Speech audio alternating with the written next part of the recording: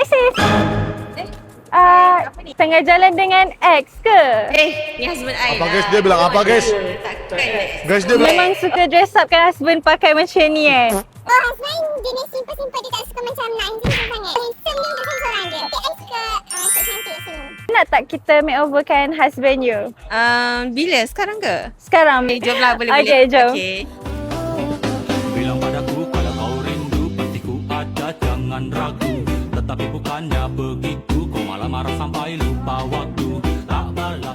Berapa lama perkahwinan korang? 4 tahun. Dah ada baby seorang. Tapi baby tak ada kat sini. Kita orang memang suka me time berdua je. Anak tinggal kat mak. Siapa yang selalu buat kerja rumah? Buat kerja rumah.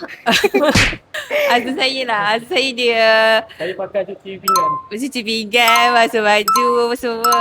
Dia lah. Kalau ada masa lah. Dia yang buat. Siapa yang kuat sentap?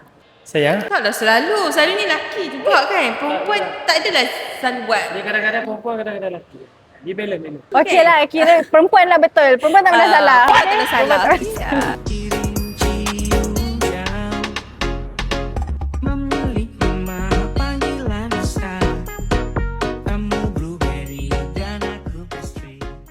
So, apa perasaan pas husband dah makeover? Happy sangat sebab I first time tengok dia macam ni tau. Selama I kahwin 4 tahun tak pernah tengok dia dress up macam ni. Handsome Berapa you rate outfit husband you? I rate 100 per 10. 100 per 10 sebab first time I tengok dia handsome macam ni. Thank you, Sis Sis Pile. Pile.